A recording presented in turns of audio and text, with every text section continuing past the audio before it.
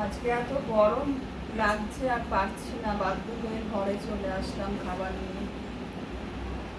এই যে ভাত, ডাল করেছি, এখানটায় কচুরলতি, মোচা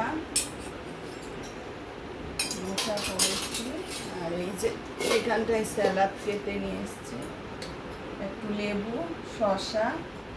আর গরমকাল, এখন তো হিমসাগর ছাড়া কোনো কথাই নেই।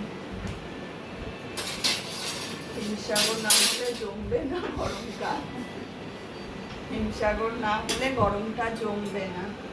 তো ওই জন্য একটু আম কেটে নিয়ে এসেছি। তো এই হচ্ছে আজকে দুপুরের মেনু। কিছু ভাজা করিনি আজকে, কোনো ভাজাই করলাম না, গরমে আর ভালো লাগছে না। মামাকে ডাক। ঠিক আছে, ঠিক আছে।